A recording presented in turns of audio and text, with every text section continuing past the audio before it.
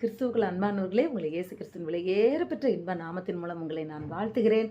இந்த நாளிலும் நம்மளோடு தேவன் பேசுகிற ஒரு அருமையான ஒரு வசனம், சத்தியம் என்னன்னா, யாக்கோபுல 1வது அதிகாரத்தில் 19ஆம் வசனம் ஒரு 3 முத்துக்களை நம்மோடு பேசுகிறது. 3 முத்து இன்னைக்கு நான் உங்களுக்கு தரப்போகிறேன். நமக்கு 3 முத்துக்களை வேதத்திலிருந்து நம்ம எடுத்துக்கிட்டு போகிறோம். இன்னைக்கு வேதத்திலிருந்து கொட்டி கிடக்கு. நவரத்தனம், முத்து, வைரம், வைடூரியம் எல்லாமே கொட்டி கிடக்கு. இன்னைக்கு நம்ம ஒரு 3 முத்தை நம்ம பிறக்க போகிறோம். விலையுயர்ந்த முத்தை. என்ன தெரியுமா? நம்பர் 1, கேட்கிறதற்கு தீவிரமாயும். நம்பர் 2, பேசுவதற்கு பொறுமையாகும். 3, கோபிப்பதற்கு தாமதமாயும் இருங்கள். என்ன, நான் சொன்னது முத்து தானே? ஹல்லேலூயா. இது நம்ம வாழ்க்கையில் நம்ம கடைப்பிடிச்சிட்டோம்னா, ஹல்லேலூயா, யார் குடும்பத்துலேயும் பிரச்சனையே வராது. புருஷன் மண்டாட்டிக்குள்ளே சண்டையே வராது. கணவன் மனைவிக்குள்ள பிரச்சனையே வராது. இது அவ்வளோ ஒரு காரியம். இப்போ யாராவது ஒருத்தவங்க ஃபோன் பண்ணாங்கன்னு வச்சுக்கிங்களேன். எங்கள் அக்காவே ஃபோன் பண்ணாங்க, என்னை விட மூத்தவங்க. அவங்க ஃபோன் இப்போ நான் தான் பண்ணியிருப்பேன்னு வச்சுக்கிங்க. அவங்க என்ன செய்வாங்க, நான் ஃபோன் பண்ணதான், அவங்க பண்ணலை, நான் தான் பண்ணுறேன். பண்ணவங்கள பேசவே விட மாட்டாங்க. பேசுவாங்க பேசுவாங்க பேசுவாங்க பேசுவாங்க பேசுவாங்க பேசுவாங்க பேசுவாங்க. மூத்தவங்களாச்சே, நம்ம என்ன சொல்ல முடியும்? சரி சரி சரி. நான் இடையில பேசினாலும் காதிலே வாங்க மாட்டாங்க.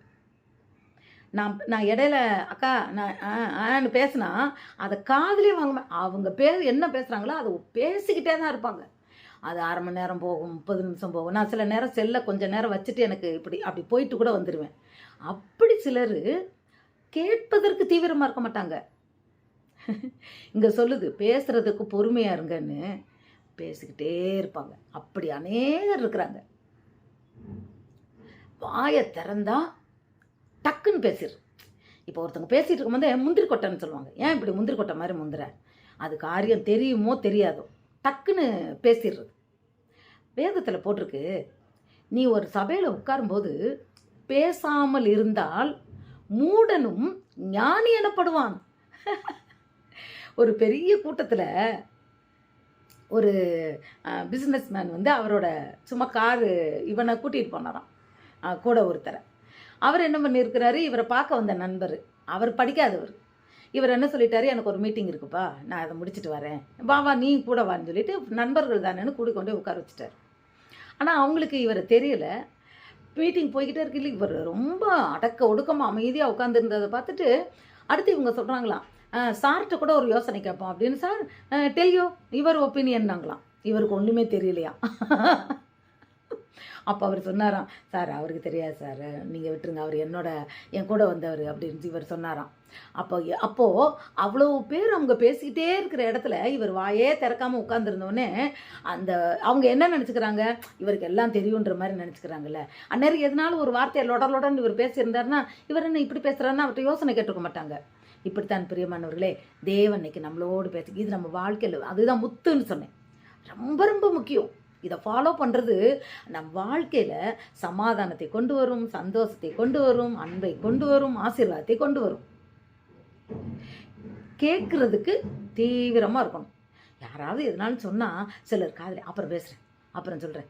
இப்போ அம்மா கூட பிள்ளைங்க ஓடி அவங்க ஸ்கூலில் இருக்கிற விஷயங்களை சிலர் சொல்ல வருவாங்க பிள்ளைங்க. அப்போ இரு நான் வேலை பார்த்துக்கிட்டு இருக்கேன் அப்புறமா சொல்லும்பாங்க. அந்த பிள்ளைங்க மறந்துடும். அப்புறம் போய் நான் ஃப்ரெண்டுகிட்ட சொல்கிறேன், பக்கத்து வீட்டில் சொல்கிறேன்னு போயிடும். ஆனால் இப்படி நாம் கேட்பதற்கு யாராவது சொன்னால் அக்கறையா, அதுக்கு பேர் என்ன தெரியுமா? அக்கறையா. யாரோ ஒருத்தர் மட்டும் அவங்க கஷ்டத்தை சொல்கிறாங்க, நம்ம அதை காது கொடுத்து கேட்டோம்னா என்ன சொல்லுவாங்க? என்னமோம்மா, என் மனசில் இருக்கிறதெல்லாம் அவன்கிட்ட கொட்டிட்டேனா, இப்போ நான் கொஞ்சம் மனசு ஆறுதலாக போகிறேம்மான்னு சொல்லுவாங்க. பாரத்தெல்லாம் இறக்கி வச்ச மாதிரி இருக்குமா அப்படிம்பாங்க. ஃபோனில் கூட சொல்லுவாங்க, நேரம் பேசினா கூட சொல்லுவாங்க. அப்போ அவங்க கேட்குறத அவங்க பேசுகிறத நம்ம தீவிரமாக கேட்கும்போது அவங்க மனபாரம் குறையுது இல்லையா? இன்றைக்கு பிரிமாணி இதே போல் இது உலகத்தின் காரியம்தான். ஆனால் இப்போ நான் சொல்ல போகிறது தான் முக்கியமான ஒரு முத்து. இப்போது கர்த்தருடைய சத்தத்தை கேட்பதற்கு நாம் தீவிரமாக இருக்கணும். அதுதான் பைபிளில் எழுதியிருக்கு. ஹல்லேலூயா. இப்போ நான் இதெல்லாம் உலக காரியங்களை சொன்னேன், ஒரு எக்ஸாம்பிள் மாதிரி சொல்லிக்கிட்டு இருந்தேன்.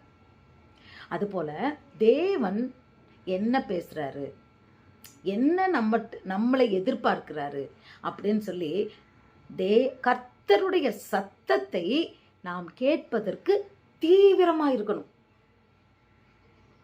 ஆனால் நம்ம பேசுறதுக்கு பொறுமையாக இருக்கணும். எடுத்தாப்புல எடுத்தெறிஞ்சு எதையும் நம்ம சொல்லிடக்கூடாது. அல்லேலூயா. கர்த்தருடைய சத்தம் கேட்கும்போது அவருடைய சித்தம் செய்வோம் இல்லையா? பொறுமை இல்லாமல் பேசிட்டா அது ஆயுள் சக்கரத்தையே கொளுத்தி விடுகிறதுன்னு சொல்கிறார். யாக்கோபு தான் சொல்கிறார்.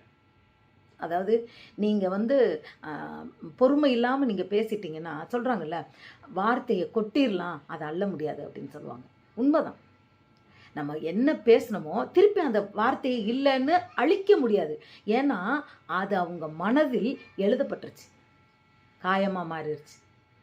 அதை அழிக்கலாம் இனிமேல் முடியவே முடியாது. அதுதான் பேசுவதற்கு பொறுமையாகும்,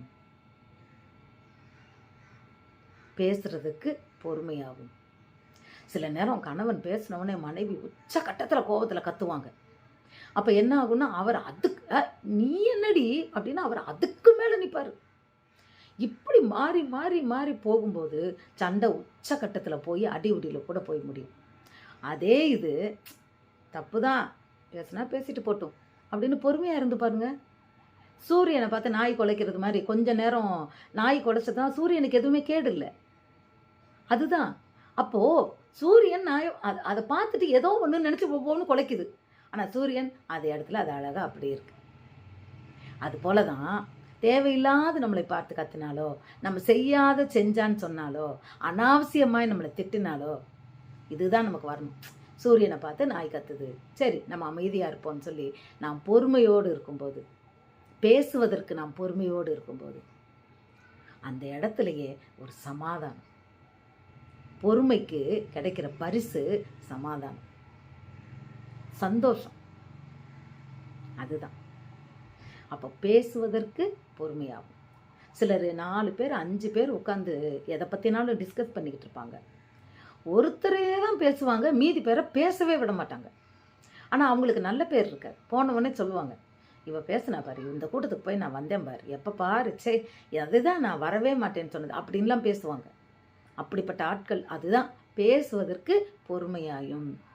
ஒரு வசனம் ஒன்று சொல்லுது, புத்தியுள்ள ஸ்திரீ என்ன பண்ணுறாளாம், ஞானம் விளங்க தன் வாயை திறக்கிறாள். அவள் வாயை திறந்தாலே ஞானம் விளங்க திறக்கிறாளாம். நான் கல்யாணம் முடித்த புதுசில் கொஞ்சம் காலேஜ் கதை, அந்த பழைய நடந்த கதை இதெல்லாம் அப்பப்போ சும்மா என் வீட்டுக்கார்ட்ட பேசிகிட்டே இருப்பேன். அப்போ எங்கள் அம்மா ஒரு நாள் என்னை கூப்பிட்டு சொன்னாங்க, அதாவதுமா நீ புருஷன்ட்ட ரொம்ப நீ பேசாத, அதாவது என் நேரம் இது மாதிரி நீ சொல்லிக்கிட்டு இருக்காத. நம்ம புருஷன் நம்மளை பார்த்து நம்ம பொண்டாட்டி பேசுவாளா, இவள் வாயை திறந்து நம்மகிட்ட எதுனாலும் பேசுவாளா அப்படின்னு எதிர்பார்க்கணும். அப்போ தான் நம்மளுக்கு மதிப்பு கிடைக்கும்னு சொன்னாங்க. ஆனால் நான் அதை நேரம் எனக்கு அது புரியலை. ஆனால் உண்மையில் பிரியமானவர்களே, நாம் அதிகமாக பேசும்போது நாம் மதிப்பையே இழந்து விடுகிறோம். நம்மளை யாரும் மதிக்க மாட்டாங்க. நம்ம பேச்சுக்கும் மதிப்பு இருக்காது, பேசுகிற நமக்கும் மதிப்பு இருக்காது. ரெண்டும் கீழே விழுந்த குப்பை மாதிரி தான் போயிடும். அதனால தான் பேசுவதற்கு பொறுமையாயிருங்கள். கோபிக்கிறதற்கு தாமதமாயிருங்கள்.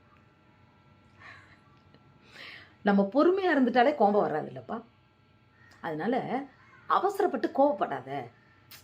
இப்போது அது எப்போ வரும்னா, நம்ம உட்காந்துட்டு இருக்க நேரம் யாருனாலும் காலை நறுக்குன்னு மிதிச்சு நமக்கு சுள்ளுன்னு வலிச்சிருச்சுன்னு வச்சுக்கோங்க, டக்குன்னு கோபம் வரும். அது தவிர்க்க முடியாத ஒரு கோபமாக பார்த்துப்போ, ஏதோ ஒரு வார்த்தை பேசிடுவோம், பார்த்து போகக்கூடாதா, அப்போ ஏதோ ஒன்று சொல்லிடுவோம். கண் என்ன ஒரு சிலர் சொன்னீங்கன்னா ரொம்ப மோசமாக பேசுவோம். கண் என்ன பரடியிலையா வச்சுருக்க, இல்லை ஒன்று என்ன கண் என்ன குருடா, இப்படியெல்லாம் பேசிடுவாங்க. அந்த கோபத்தில் டக்குன்னு இப்படி பேசும்போது கேட்பவர்கள் மனசும் கஷ்டப்படும். அது ரெண்டாவது உறவு சம்மதம் ஏதோ நடந்துருச்சு, சரி ரைட். சிலர் ரொம்ப பொறுமையாக இருப்பாங்கப்பா. கோபப்படும், உங்கள் வீட்டுக்காரே எதுவும் சொல்லட்டும், நீங்கள் கோபப்படாமல் அந்த கோபப்படுவதற்கு தாமதமாயும்.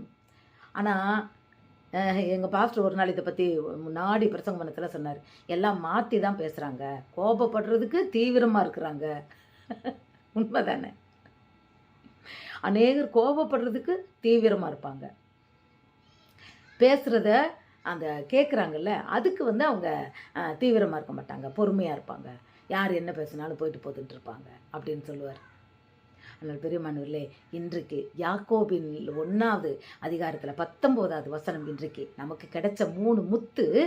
நாம் பேசுவதற்கு பொறுமையாயும், கேட்பதற்கு தீவிரமாயும், கோபப்படுவதற்கு தாமதமாகவும் இருக்க வேண்டும் என்று இன்றைக்கு கர்த்தர் உங்களோடும் என்னோடும் பேசியிருக்கிறார். நிச்சயமாகவே இன்றிலிருந்து இதை நாம் வாழ்க்கையில் கடைபிடிக்கும் போது எல்லையில்லாத சமாதானம், சந்தோஷம், மகிழ்ச்சி, தேவனுடைய வல்லமை, கிருபை, அவருடைய பரிசுத்தம் நம்மை சூழ்ந்து கொள்ளும். இந்த வசனத்தை, இந்த முத்தை நம்ம எடுத்து போட்டுக்கிடுவோமா? கர்த்தர் நம்மை ஆசீர்வதிப்பாராக. God bless you.